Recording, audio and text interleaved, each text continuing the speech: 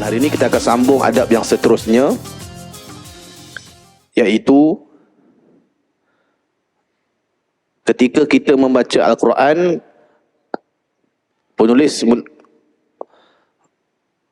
menyarankan kita, penulis terjemahkan dan disuruh juga dan wajib kepada kita, iaitu adabnya membaca Al-Quran dengan bahasa Arab. Assalamualaikum warahmatullahi wabarakatuh.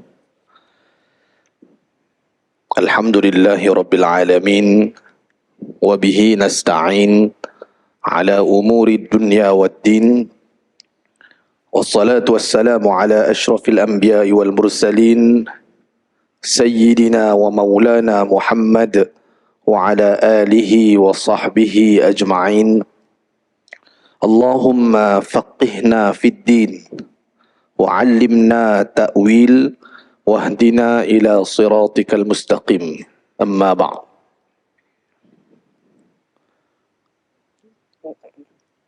Para asatizah, para ulama, guru-guru, para imam, Tuan Bilal, seluruh ahli jatuan kuasa masjid, tuan-tuan, puan-puan, ibu-ibu, ayah-ayah, kakak-kakak, abang-abang, muslimin, muslimat yang dirahmati oleh Allah Subhanahu wa taala sekalian. Alhamdulillah, syukur kita kepada Allah Subhanahu wa taala pada malam yang penuh barakah ini dapat lagi kita menyambung kembali pengajian kita untuk membaca kitab At-Tibyan, iaitu adab bersama dengan Al-Quran. Sebelum ni kita dah pernah baca sampai adab yang ke-9. Hari ini insya-Allah kita akan sambung adab yang seterusnya.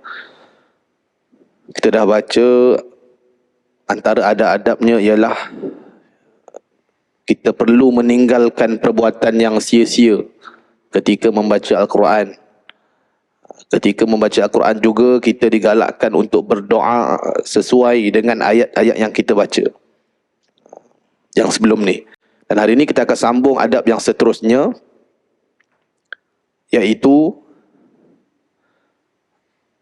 ketika kita membaca Al-Quran, penulis menyarankan kita, penulis terjemahkan dan disuruh juga dan wajib kepada kita, iaitu adabnya membaca Al-Quran dengan bahasa Arab.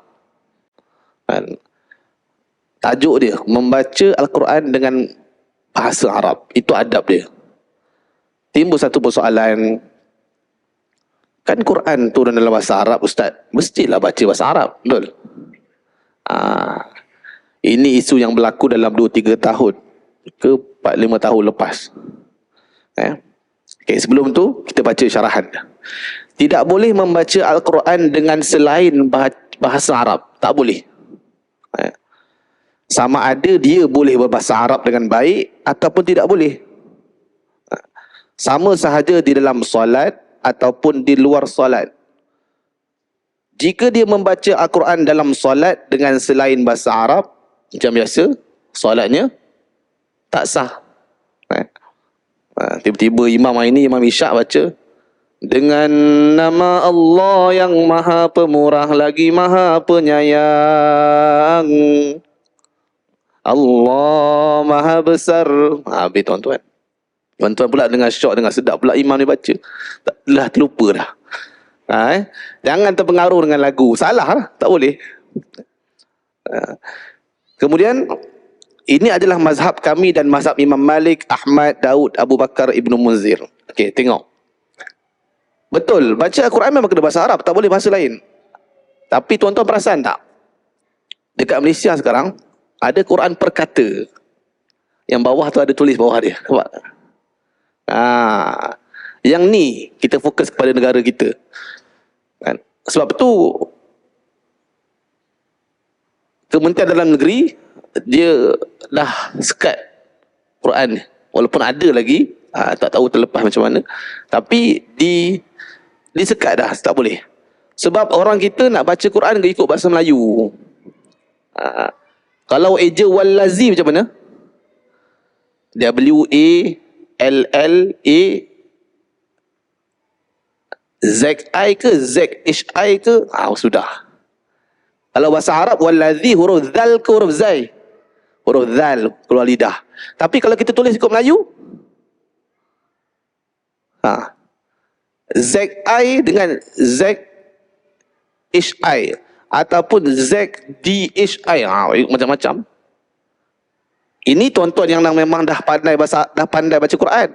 Kalau orang yang tak pernah baca Quran, dia akan baca juga yang tu. Waladhi. D berbunyi, Z berbunyi. Kalau ada yang H sikit, okey, itu satu huruf. Contoh yang lain, summa rodadna. Summa, huruf Inggeris tidak ada huruf sa. Jadi macam mana kita nak eja? S-U-M-M-A ke ataupun T-S-U-M-M-A ke ataupun T-S-H. Pandailah. Yang penting bunyi summa. Tak boleh tuan-tuan. Yang ni jadi haram ni. Tuan-tuan dah pernah jumpa huruf ta, tak apa. Orang yang tak pernah baca, summa, dia nak bunyi T ke bunyi sa. Yang ni biasa artis kita nak baca. Dia tak salah. Kalau pendapat saya, tak salah untuk mula-mula. Dah daripada tak baca Quran langsung, mulalah. Tapi yang paling afdal ialah pergilah berguru. Dah tahu tak pandai baca, malulah. Saya kan baru berhijrah, tak ada. Level pertama untuk baca Quran mesti kena berguru. Paling dekat jumpa imam ataupun jumpa orang-orang surau, orang masjid ni. Tuan-tuan ni, jangan nampak imam je pendakwah. Tuan-tuan dengar, nanti tiba-tiba datang seorang hamba Allah yang mungkin pakai pakaian kusut masai, dia nak insaf. Nak jumpa imam duduk dalam bilik buat kerja pengurusan semua. Jumpa siapa? Jumpa kita ni. Jumpa tuan-tuan ni. Tuan-tuan nak halau dia. Tuan-tuan kena jadi pendakwah yang pertama dekat pintu masjid. Pakcik, saya nak wuduk. Kat mana tempat? Kau tak pernah datang masjid belum ni? Tak tahu tempat wuduk kat mana? Jangan tuan-tuan. Yang ni realiti. Dia pun nak baca Quran, dia tak pandai baca macam kita. Dia pun buat keluarlah Quran. Untuk yang pertama, kita sebagai pendakwah yang dah tahu ni, cerita sepatutnya kena macam ni. Tapi untuk permulaan tak apa. Masalahnya bila kita jadikan itu adalah dia start daripada alif lam mim sampai ke auzubillah, baca yang tu. Tak boleh. Kalau nak baca juga, pastikan Quran yang sebenar ada. Yang Quran yang Arab untuk bacaan. Tapi mesti dan semestinya mesti salah punya. Sebab dia nak bezakan antara huruf ta, macam mana? Huruf dad macam mana? D-H-A, T-H-A. Dan setiap cetakan lain. Tuan-tuan cuba tengok. Walado ke? W-A-L-L-D-H-O ke? D-O ke? Walado. Walado. Habis. Walado. Kelantan sikit. Punya Kelantan sikit. Walado. Jawa. Saya Jawa Kelantan. Mak Jawa, ayah Kelantan. Kalau orang tanya, kabare, waras sokmo, jawab. Dia tak tahu. Kalau D-H-A, yang ni jadi haram. Ni tak boleh. Ni imam sebut, tak boleh. Adabnya, secara adab, dikhawatiri jatuh kepada bacaan yang salah. Bacaan salah, dosa. Salah besar. Sama ada kita baca summa rodadna ataupun summa rodadna. Sebab huruf-huruf Arab tak sama dengan huruf-huruf Inggeris. Sebab tu kalau tuan-tuan pergi mengaji Al-Quran dengan Syekh Arab di Mesir, Syekh takkan bagi contoh huruf sin ni macam huruf S. Tak ada. Dia tetap tak sama. Huruf sad dia macam huruf S tapi ditebalkan. No, tak boleh. Kalau saya mengajar Quran pun saya akan sebut macam tak sama. Huruf kaf sama dengan huruf K, cuma ada angin sikit. Kalau tuan-tuan bagi tahu macam tu, confirm dia akan pegang dekat huruf K. Betul? Huruf D tak sama dengan huruf dal. Huruf dal dia bunyi da. Cuba sebut da. Huruf D, D-A, da. Dadu dengan dadu. Tak sama. Tapi kalau dalam Quran berkata tulis dadu. Untuk permulaan kalau saya okey, tapi kelas kena pergi. Saya tahu dalam ni mungkin ada untuk permulaan baca Quran perkata. Okey lah ustaz, daripada tak pernah baca Quran, okey, tapi Quran kelas kena pergi. Jangan malu. Itu adab yang pertama pada malam ni. Adab yang seterusnya, kita mesti membaca dengan 7 qiraat. Bukan wajib, maksudnya 7 qiraat yang disahkan oleh imam-imam qiraat yang boleh dibaca. Diharuskan membaca Al-Quran dengan 7 qiraat seperti bacaan yang disepakati ulama. Dan tidak boleh dengan selain daripada 7 bacaan tu, dan tidak pula dengan riwayat-riwayat asing yang ditulis ataupun diambil dari ketujuh-tujuh ahli qiraat. Akan dijelaskan dalam bahagian ke-7 insya-Allah berkenaan dengan kesepakatan para fuqaha. Imam Abu Umar bin Abdul Bar Al-Hafiz telah menulis Al-Ijma'ul Muslimin bahawa tidak boleh membaca dengan bacaan yang asing. Dipanggil qiraat syaz. Kalau tuan-tuan pernah belajar qiraat, qiraat syaz ni, dia ada memang bacaan tu. Memang ada. Tapi tidak boleh ni. Bahawa tidak boleh membaca dengan bacaan asing dan tidak boleh solat di belakang orang yang membaca dengan bacaan syaz. Para ulama berkata barang siapa yang membaca dengan bacaan syaz sedang dia tidak mengetahuinya atau tidak mengetahui pengharamannya, maka dia diberitahu tentang hal itu. Contoh, imam baca qiraat syaz. Tuan-tuan tahu qiraat syaz macam mana?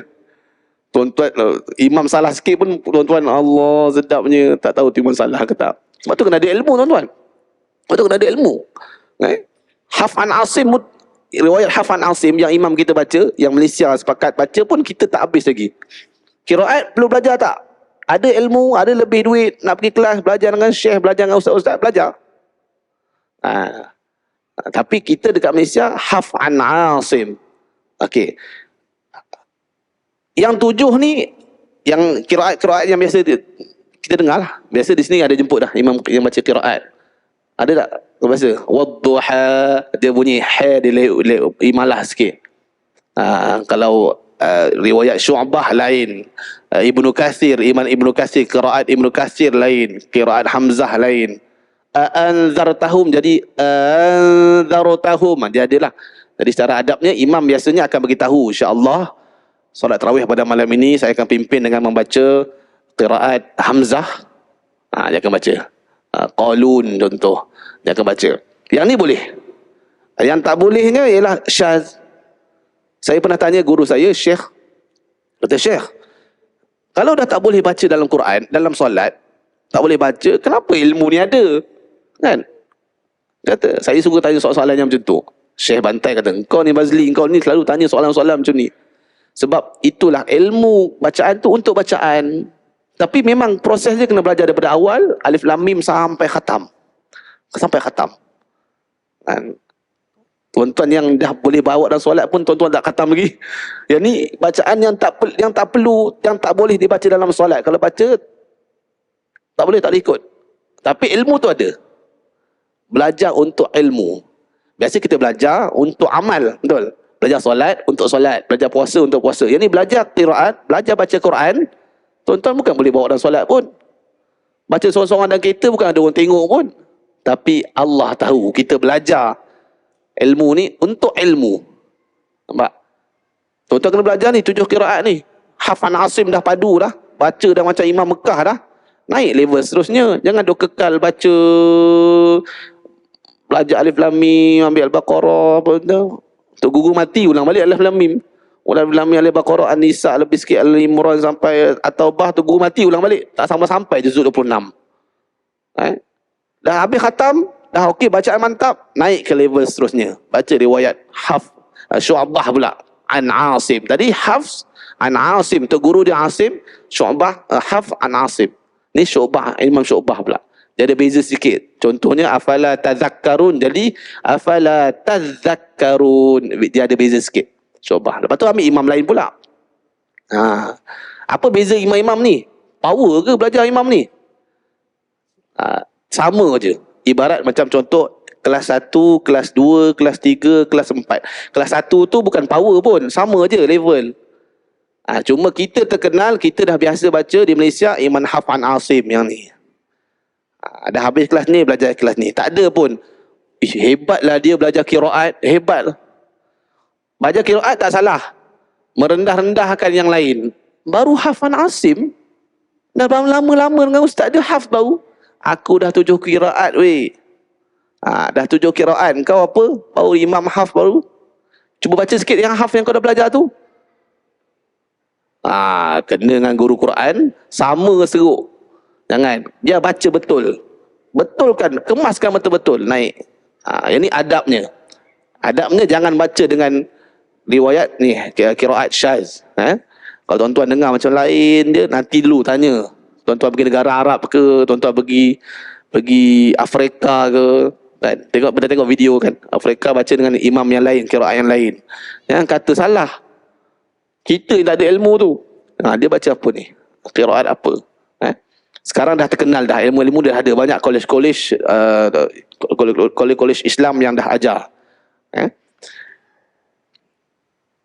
Adab yang seterusnya, tetap dengan satu qiraat dalam satu majlis. Qiraat ni maksudnya banyak bacaan. Kalau qiraah, satu bacaan. Faham? Qiraah, bacaan.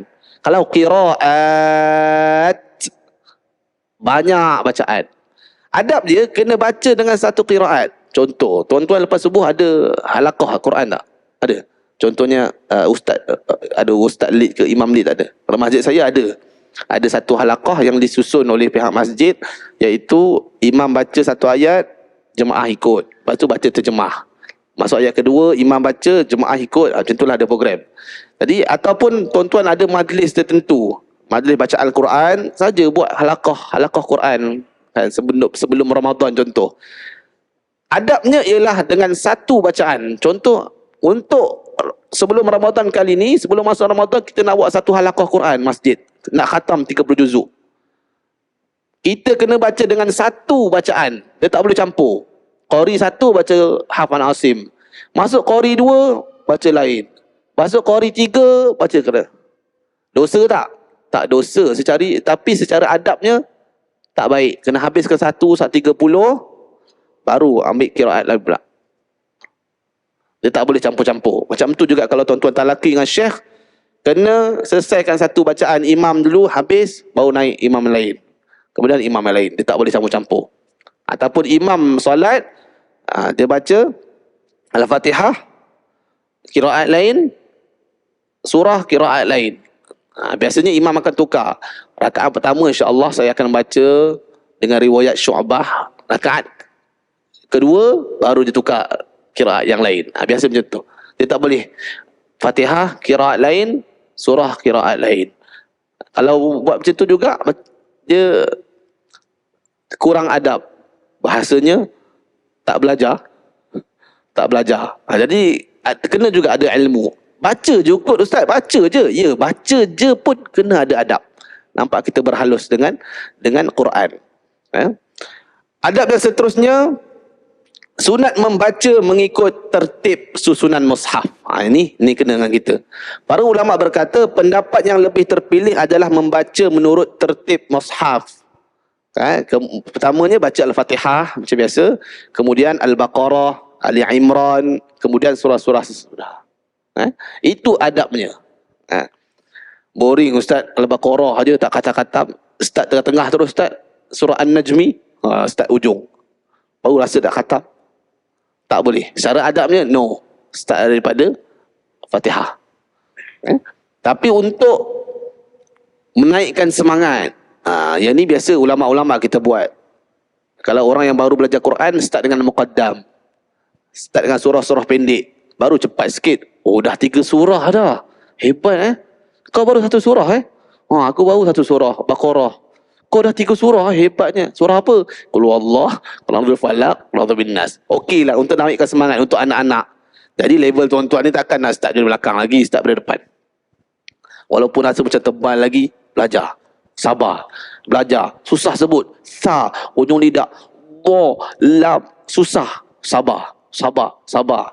Sabar tu belajar, dia akan mendatangkan atau menurunkan rahmat, sakinah, barakah.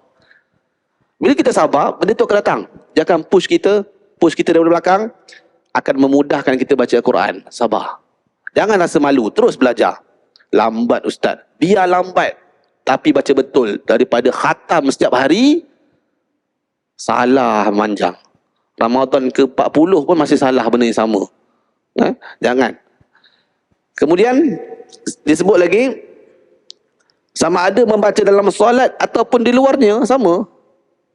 Yang pertama mesti baca yang kemudian. Contoh baca Sabbihis dulu, rakaat pertama. Rakaat kedua baru Qul a'udzu birabbil falaq, Qul a'udzu birabbin nas. Itu cara adabnya. Boleh tak baca surah lain? Kita ulang, boleh. Boleh je, tak salah. Cumanya kurang adab. Dia tak, tonton pun akan rasa macam apa hal pula dia baca undur ke, makin lama ke undur.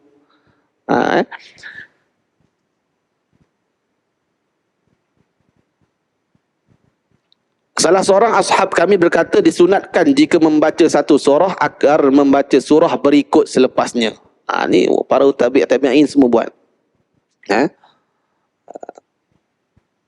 Juga rakaat pertama dalam solat subuh. Dalilnya ialah tertib mushaf dijadikan demikian kerana mengandungi suatu hikmah. Maka patutlah kita memeliharanya, kecuali sesuatu yang telah ditentukan dalam syarak yang merupakan pengecualian, seperti solat subuh pada hari Jumaat. Kan kadang-kadang kita tukar. Ataupun 2 rakaat solat sunat fajar, pada rakaat pertama surah Al-Kafirun dan rakaat kedua membaca Al-Ikhlas. Dan 3 rakaat solat witir, pada rakaat pertama membacanya surah Al-A'la dan pada rakaat kedua. Jadi sama je lebih kurang. Umar Ibn Khattab radhiyallahu anhu telah membaca surah Al-Kahfi pada rakaat pertama solat subuh dan surah Yusuf pada rakaat kedua. Tuan-tuan, solat subuh surah rakaat pertama surah Kahfi, rakaat kedua surah Yusuf. Tuan-tuan ada tak kat belakang imam waktu ni rasa? Saya pernah sekali. Masa saya belajar dulu, kita orang KL, orang bandar, tiba-tiba dicampakkan oleh Allah Subhanahu Wa Taala pergi ke pondok tahfiz di Kelantan sana. Jadi orang-orang bandar tak pernah, dia tak pernah dengan suasana yang semayang lama macam tu. Lama kecil-kecil dulu nak main-main lagi. Lepas tu darjah 6 form 5 form 1 campak pergi tahfiz. Waktu tu solat gerhana. Solat gerhana sunat kita baca surah Al-Kahfi kan. Mudir baca panjang. Ya Allah, mudir pula baca bukan macam imam tadi, dia baca satu-satu. Syekh Mahmud Khalil Khusairi. Tahu, pernah dengar dia baca kan? Satu-satu. Bismillahirrahmanirrahim. Alhamdulillahilladzi anzala ala abdihil kitaba wa lam yaj'al lahu 'iwaja qayyiman liyunzira ba'san syadida. Satu. Macam tu baca dia. Nah, habis solat gerhana tu memang satu surah dia baca. Kita duk tak pernah berdiri lama. Ya Allah, lama ustaz, ya Allah. Berhenti kena rotan. Kau tak lari kena rotan lah, sebab kita dah belajar situ. Ada ready kat belakang. Jadi macam tu duduk je lah. Jadi alhamdulillah saya boleh cerita kepada tuan. Cubalah buat surah Kahfi. Tuan-tuan boleh cuba. Solat sunat, kerusi ada, tuan-tuan duduk. Dan ini jadi budaya orang Arab. Dia nak sembahyang, dia nak ambil fadilat baca Quran dalam solat, tuan-tuan ambil kerusi, duduk. Kerusi yang tinggi, jangan kerusi yang menyandar kat lantai tu. Itu nampak relax sangat. Kerusi yang kita duduk atas ni, letak rehal yang tinggi tu, yang macam tu, baca Allahu Akbar. Nak ambil fadilat baca Quran dalam solat, dia lain pahala dia dan semangat dia. Baca Bismillahirrahmanirrahim, Yasin, satu surah satu rakaat, satu rakaat. Dia pahala baca dalam solat berbeza. Baik. Seterusnya, adab seterusnya iaitu keutamaan melihat mushaf. Baca Quran sebaiknya kena tengok mushaf. Sebaiknya. Tapi kalau yang hafal Quran, dia lain. Dia nak murajaah, jangan tengok lah, takkan murajaah tengok Quran. Kan? Membaca Al-Quran dari mushaf lebih utama dari membacanya dengan hafalan. Tengok. Kerana memandang pada mushaf adalah ibadah yang diperintahkan. Maka terhimpun bacaan dan pandangan itu. Pahala tengok pun dapat, pahala baca dapat. Tengok, baca dah mah. Pahala pegang pun dapat. Tuan-tuan pegang telefon, buka Quran, dia tak sama pahala dengan tuan-tuan pegang mushaf.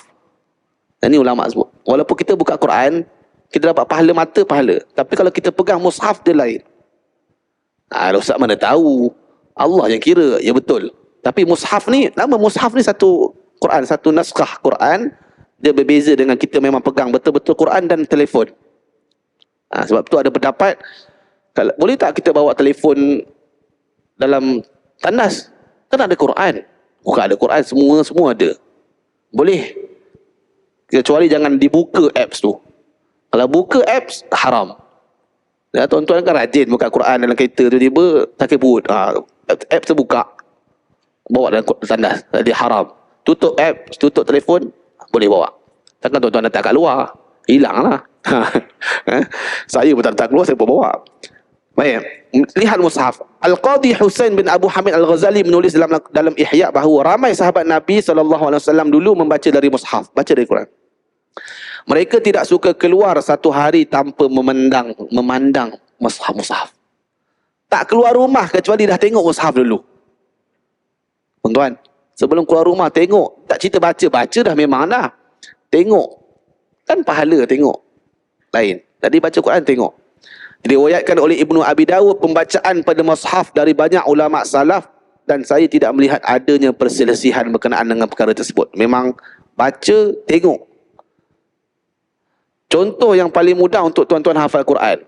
Ada orang tanya saya, Ustaz, saya nak menghafal Quran dalam umur yang macam ni sekarang, 40, 50, 60. Macam mana saya nak hafal? Cara dia, tuan-tuan baca ulang satu ayat tu 50 ke 60 kali dengan melihat mushaf. Contoh tuan-tuan nak hafal surah Al-Kahfi contoh. Kan? Baca tengok. Alhamdulillahilladzi anzala ala abdihil kitaba wa lam yaj'al lahu iwaja. Satu. Tekanlah tasbih. Ulang. Itu lebih berkesan, lebih kurang penatnya dan lebih lama ingat membanding tuan-tuan hafal Alhamdulillahilladzi anzala ala abdihil kitab bawalam. Jadi penat sikit. Kalau kita tengok, kita dah ada bantuan mata, mulut kita, telinga kita dengar, jadi mudah kita nak ingat. Dan menggunakan teknik ini ulang banyak kali, 50-60, berdasarkan kajian yang saya tanya guru saya, dia akan lambat lupa. Lambat lupa. Membanding dengan tuan-tuan boleh hafal cepat, ingat, dan dia akan cepat lupa. Hafal Quran tuan-tuan, pernah niat tak? Mulai malam ni tuan-tuan kena niat, ya Allah, aku nak hafal 30 juzuk Al-Quran. Ingat. Niat sekarang. Niat niat. 1, 2, 3, niat. Sempat tak Ustaz nak khatam? Jangan fikir sempat ke tak. Buat dulu. Betul-betul tuan-tuan hidup lagi 100 tahun? Nanti masa tu dah menyesal. Kenapalah waktu tu 11 November aku tak niat. Kalau tahu aku dah khatam lah. Mana tahu? Niat sekarang. Kerja mematikan kita ni Allah.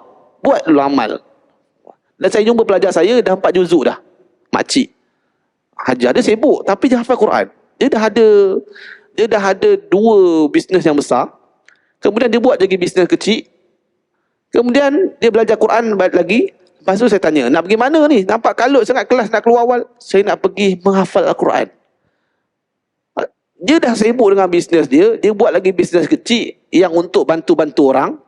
Kemudian dia sempat belajar Quran. Bacaan dia dah padu, dah hebat. Dan dia hafal Quran juga. Saya cakap, Hajah kena doakan saya. Sebab orang yang waktu dia barakah ni, dia boleh penuhkan dengan benda-benda yang baik. Tak sempat dah buat benda lain. Dia seorang perempuan, bukan lelaki ni, perempuan. Perempuan dia dah nak uruskan suami dia, dia ada bisnes yang besar, tapi dia sempat lagi menghafal Al-Quran. Sebab menghafal Quran dia perlukan fokus dan dia berjaya. Dan seorang lagi pelajar saya dah 4 juzuk lah. Waktu baca Quran, Ustaz, saya tak nak tengok Quran, saya nak baca secara hafalan. Baca. Dia tengok relax je makcik ni. Oh, steady. Maksudnya dia usaha. Saya cakap hajah, saya doakan hajah khatam 30 juzuk. Tak sempat ustaz. Jangan tak sempat. Yang saya cakap tak sempat tu, waktu tu juzuk 1 baru masa tu. Sekarang ada juzuk 4, masuk 5 dah. Kalau saya cakap tak sempat hajah mati dulu, rasa dia akan dapat juzuk 5 tak? Tak ada punya. Saya cakap, sempat. Haji semua, hajah semua kena niat hafal Quran. Tak dapat banyak, dapat 29 juzuk okey lah, walaupun tak khatam. Ganti imam nanti. Imam tak ada mana. Ni semua imam ni dah hafal Quran. Imam takir perut, jangan risau. Belakang ada 20 ustaz, tinggal nak naik je.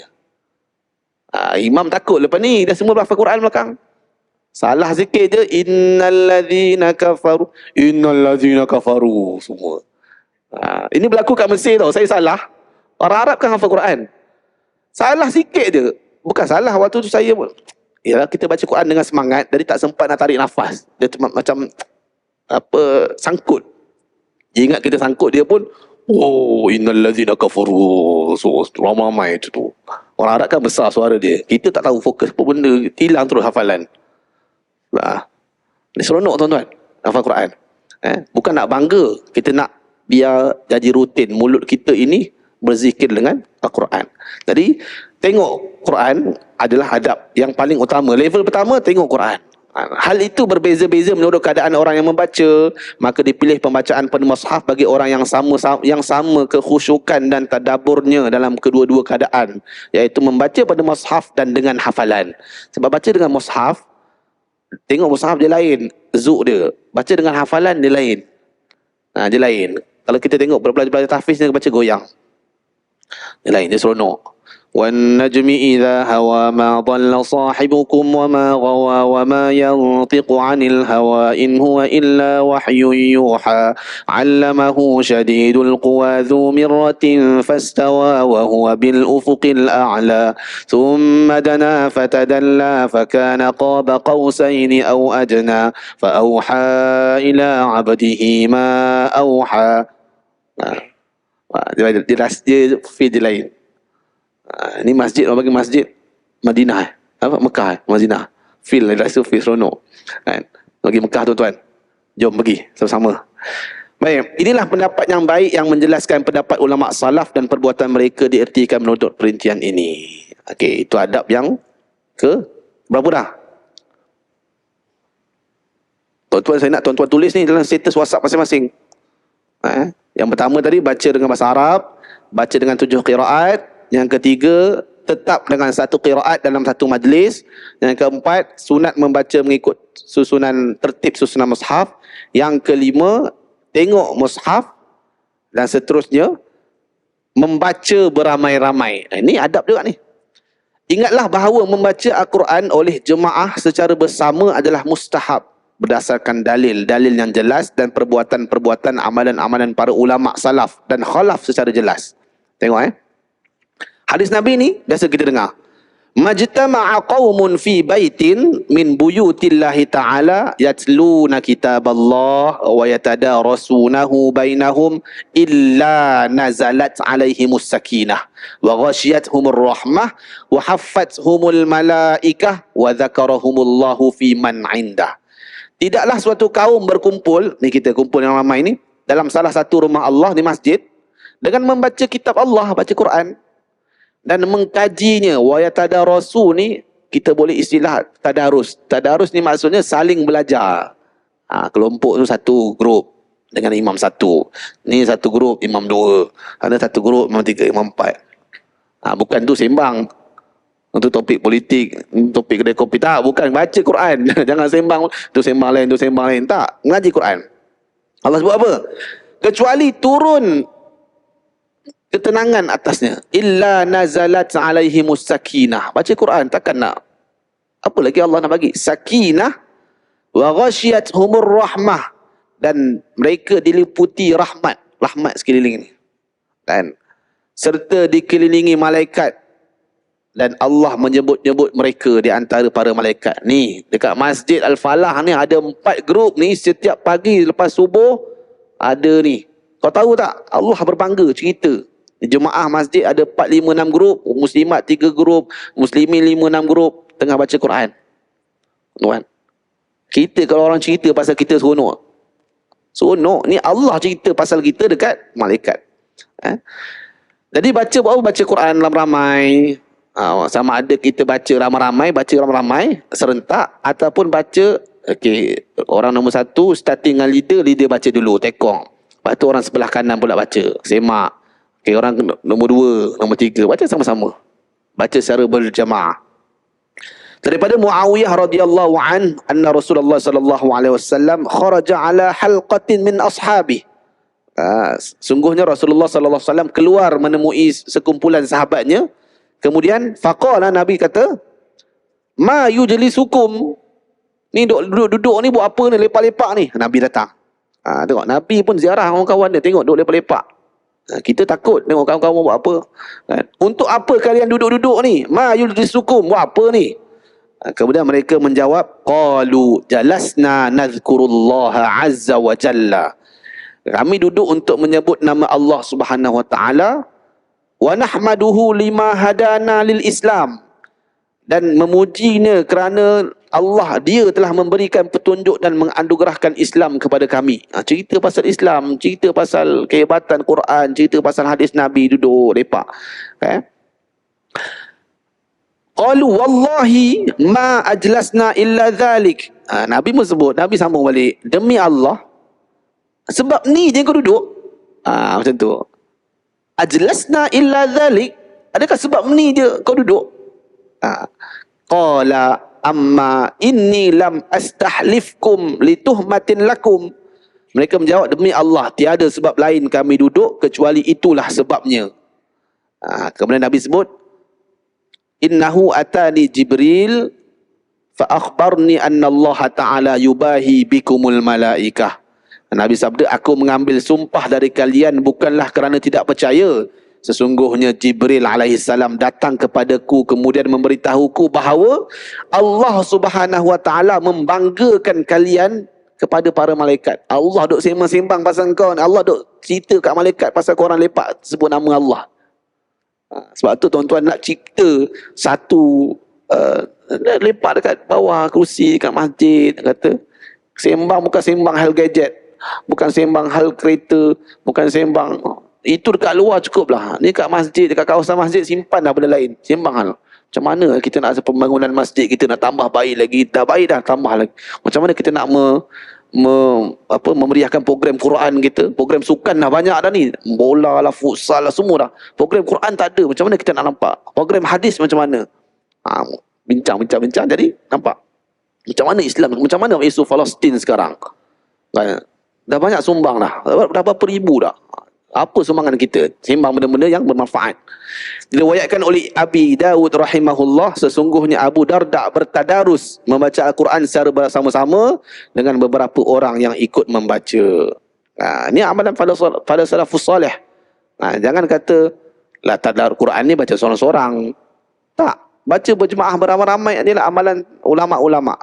Bertadarus Al-Quran bersama-sama secara berjamaah merupakan keutamaan ulama salaf dan khalaf serta para qadhi yang terdahulu. Tuan-tuan jangan nampak ngaji dekat masjid je. Dekat rumah, tuan-tuan ada office, ada center atau dekat dewan. Masjid ni dah ada barakah dia dah. Kan, dengan kehadiran ulama-ulama, tok-tok guru, tuan-tuan yang mengaji ni, barakah-barakah ni. Kita nak barakahkan tempat lain, nak sakinah tempat lain, nak rahmat tempat lain, buat dekat dewan. Sebelum majlis kahwin, kalau tuan-tuan jadi wedding planner, letakkan package terus. Sebelum kahwin, sebelum majlis, kami ada tim untuk membaca Al-Quran. Percuma kami bagi untuk dapatkan barakah pengantin. Buat. Tapi dengan syarat pengantin jangan berkemban pula. Baca Quran sedap dah. Tadarus lah apalah dekat rumah dengan marhaban lah. Marhaban ya nural aini Pukul 12 pengantin sampai. Sekali datang, Masya Allah, tabarakallah. Itu realiti saya juga. Saya pernah jadi khidmat DJ pengantin. Saya tak tahu pengantin dia macam mana. Baca doa, ready lah doa kan, imam, ustaz. Kan? Pengantin masuk, 5 minit lagi. Pengantin masuk, yang wedding planner datang. Ustaz, ready. Okay Ustaz. Kita pengantin sampai kan, dia tak nak kompang-kompang ni sekarang. Dia nak macam sayu je. Kita membaca. Tala'al badru alaina. Maksud yang apa? Yang budak-budak bawa bunga. Okey, lagi nampak budak-budak. Okey lah, takkan tudung sikit. Min saniyatil wada'. Oh, semua sunyi kan, sedap masa dengar, tenang kan. Wajabah tuan-tuan nampak pengantin. Allahu Akbar.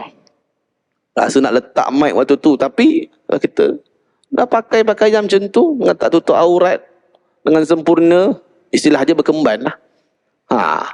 Lepas tu nak doa pula.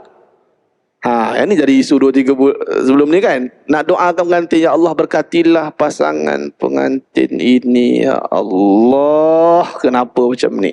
Tuan-tuan, saya nasihat kepada tuan-tuan ada anak kan. Saya pun ada anak, doa ya Allah berkatilah kehidupan kami, ya Allah jauhkanlah kami daripada perkara-perkara yang haram, yang syubhah. Kadang-kadang kita okey dah, adik-adik kita pula yang kau kena buat macam ni long, baru nampak grand majlis kita long, pakaian kena macam ni long.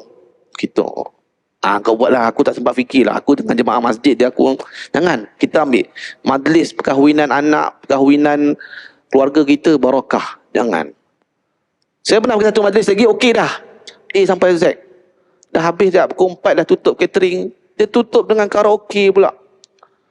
Memang clean, cantik. Daripada pukul 11, cantik sangat. Saya tahulah. Last kali, Gian kot Gian.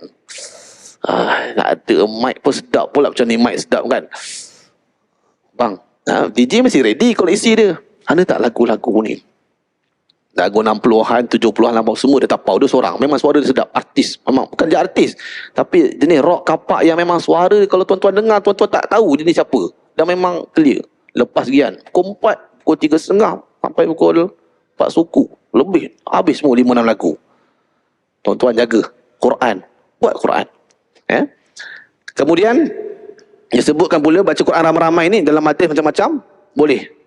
Kena bayar tak? Kena bayar tak? Tuan-tuan jemput pelajar tahfiz, niat sedekah bayarlah, bagi.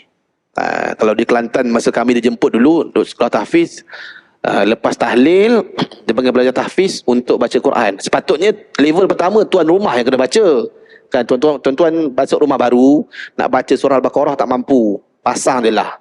Tapi sebaiknya kita baca bukan MP3 yang baca. Beli telefon banyak-banyak pasang tak ujung tu, tak. Sepatutnya orang kena baca. Itu lagi power. Kita tak mampu, kita baca sikit-sikit boleh lah. Kita panggil baca tahfiz, bacakan Quran 30 juzuk. Baca. Biasa kami dijemput begitu. Kalau belajar tahfiz kami yang meninggal dunia ni, kami dijemput. Jadi lepas tahlil kami baca 30 juzuk. Seorang baca 3 juzuk, seorang baca 3 kali 10, 30 habis. Kita baca Quran. Ramai-ramai dapat pahala. Tapi level pertama, tuan rumah kena baca dulu. Jangan pelajar tahfiz baca dalam rumah. Tuan rumah buat apa? Lepak atas motor isap okok. Habis dah. Ambil kain-kain tu, bagi. Biasa dapat kain pelekat. Kain pelekat dengan pulut pagi. Zaman kami tu kumpul koleksi kain pelekat. Ni pok mak orang mati tu. Kain ni masa Haji Rahim mati. Kita ingat kain-kain tu. Banyak kain. Jadi kalau belajar tahfiz banyak kain. Ada lagi kain tu sampai sekarang, 25 tahun. Masih dah pakai. Pahala, bagi kain. Jangan bagi bunga telur, bagi kain. Sebab pelajar tahfiz akan buat jadi solat. Bagi kain serban, bagi begitu. Baik, dah azan belum? Belum lagi ya? Sikit lagi. 1 minit. Dan yang terakhir iaitu mengumpulkan orang ramai untuk membaca Al-Quran. Ini sama juga, mengumpulkan orang ramai untuk membaca Al-Quran. Keutamaan orang yang mengumpulkan orang ramai untuk membaca Al-Quran, maka padanya terdapat nas. Ada banyak nas daripada Nabi. Adalu 'alal khairi kafa'ilihi. Kita tak mampu baca Quran, tapi kita ajak orang buat baik, tunjukkan majlis ni, orang yang menunjukkan kepada kebaikan, pahala dia sama, dapat seperti mana pelaku dia. Kita berhenti kejap, nak habiskan sikit lagi. Baik, saya minta izin sikit untuk habiskan sampai tempat yang sesuai. Ad-dalu 'alal khairi kafa'ilihi. Orang yang menunjukkan kepada kebaikan adalah seperti pelakunya. Tuan-tuan mungkin tak mampu nak baca Quran sebagai pelajar dengan macam pelajar tahfiz. Tuan-tuan tak mampu nak mengajar Al-Quran, tak mampu. Bukan semua orang boleh jadi level untuk guru Quran. Betul tak? Bukan semua orang Allah rezekikan jadi ada center Quran, bukan. Jadi kita hanya menjadi penyebab kepada orang belajar Quran. Menjadi penyebab. Contoh orang datang nak belajar Quran, kita tak mampu nak ajar. Tunjukkan, okay, ustaz ni boleh ajar. Dekat sana tu ada satu center Quran, boleh belajar dengan dia. Ustaz ni bagus, ustaz ni bagus, ustaz ni. Kita tunjuk. Jadi kita pula dapat pahala sebagaimana dia belajar. Tapi yang sebaiknya kita lah ajar. Kita nak pahala tu, kita ada ilmu. Sebab tu tuan-tuan belajar Quran, jangan niat untuk hilangkan kejahilan diri je. Niat belajar Quran, aku nak jadi tok guru. Walaupun bukanlah guru Quran hebat besar pun, tak. Jadi kita kalau boleh biar mati berkait dengan Quran. Sama ada guru Quran atau pelajar Quran, ataupun kalau boleh biar kita ada saham pahala untuk menyebarkan Al-Quran.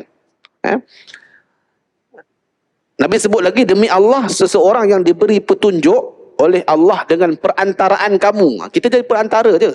Kan? Lebih baik bagimu daripada unta merah. Unta merah ni zaman Nabi ni, unta tu bukanlah warna merah, tak. Dia warna coklat tapi kemerah-merahan. Daripada jauh tu dia cantik, clean. Kalau tuan-tuan dah tengok unta, saya pernah kat Mesir tu unta. Rasa unta kat Mesir ni buruk-buruk. Kan? Dia macam tapi kalau dapat unta yang betul-betul clean, cantik, memang harga dia ni ghali, dia kata ni ghali. Berapa ni? Tak ni bukan untuk engkau tak sesuai, mahal. Dia tahu ada unta-unta yang mahal. Kemudian Allah berfirman dalam surah yang lain, wa ta'awanu 'alal birri wat taqwa. Ni dan Allah sebut, hendaklah kamu bertolong-tolongan untuk membuat kebajikan dan takwa. Orang minta tolong kita mengajar Quran, orang tanya kita, ataupun nak kumpul orang untuk membaca Quran, cari orang untuk baca Quran ramai-ramai. Kan? Dapat pahala. Tidak ada keraguan berkenaan dengan besarnya pahala orang yang mengusahakan hal itu. Itu adabnya, kita kumpul ramai untuk baca Quran sama-sama dan sebarkan Al-Quran. Sekarang macam-macam cara dah nak belajar Quran. Yang terbaru ada aplikasi untuk belajar Al-Quran. Dalam apps untuk faham Quran. Ada satu apps tu. Bagus sangat. Untuk faham Quran untuk level pertama. Untuk tuan-tuan memang sesuai. Kalau saya ajar tafsir kepada tuan-tuan, buka bahasa Arab, buka fi'il madhi, isim semua, tuan-tuan pening rasa. Hari pertama je ramai macam ni. Minggu ke depan tak ada dah rasa. Sebab pening. Sebab bukan level tuan-tuan nak belajar. Untuk bahasa Arab macam kan tinggi. Tinggi tu maksudnya tuan-tuan tak pernah belajar bahasa Arab, tiba-tiba saya buka satu-satu kan. Bedah satu-satu, jadi tuan-tuan pening. Jadi untuk yang pertamanya, untuk aplikasi tu bagi saya untuk tuan-tuan kenal. Okeylah, cukuplah. Faham. As-sama, langit. Al-ardu, bumi. Al-lail, malam. An-nahar, siang. Okeylah. An-nas, manusia. Al-jinnati, Al-jinnati jin, al-jannati syurga. Dia beza sikit dia bahasa Arab ni. Tuan-tuan jangan duk tarik sedap, salah baris pun salah. Ada satu aplikasi tu, nanti siapa nak saya bagi link. Bagus sangat. Jadi matlamat kita baca Quran, beradab, semua ni ialah membawa kepada tadabbur Al-Quran. Guru saya sebut, kalau tuan-tuan kenal Ustaz arwah Nik Jaafar, dia ayah kepada Ustaz Nik Azizan yang TV9 pada Tanum tu. Saya tak belajar secara direct dengan dia, tapi saya menggunakan kitab dia. Kitab dia simple je. Kitab Ustaz Nik Jaafar ni, panggil Ustaz Nik Pak Kelantan, biasa je. Kitab dia saya tengok, tak ada pun cerita panjang-panjang. Kata, kenapa buku ketiga baru start cerita pasal terjemahan? Dia kata, pertama baca Quran memang kena bertajwid. Itu fardu ain. Tetapi last sekali membawa kepada tadabbur Al-Quran. Membawa. Jangan duk seronok belajar tajwid sampai lebam tajwid. Lunyai kitab tajwid, telan, habis. Tanyalah hukum apa semua masuk. Isti'la, istifal, mat asli, mat tamkin, semua boleh jawab. Bila tanya, qul, apa maksud dia? Qul. Saya pernah tanya seorang haji tu, 50. Saya tunjuk aplikasi ni, tuan-tuan tak, haji tahu tak qul tu apa? Tak tahu. Tekan dia main, okay. Qul tu baru dia tahu. Katakanlah. Lama dah baca qul a'udzu birabbil falaq. Qul pun tak tahu. A'udzu, aku berlindung. Tuan-tuan, okeylah faham sikit. Kalau tak faham dalam-dalam lagi, memang kena masuk kelas tafsir. Jadi matlamat belajar Quran, tajwid last sekali membawa kepada tadabbur Al-Quran, faham dan tabur. Dah faham, baru boleh feel beramal tu. Wallahu subhanahu wa ta'ala alam. InsyaAllah ada rezeki kita jumpa lagi. Aqulu qawli hadza wa astaghfirullahal azim li wa lakum.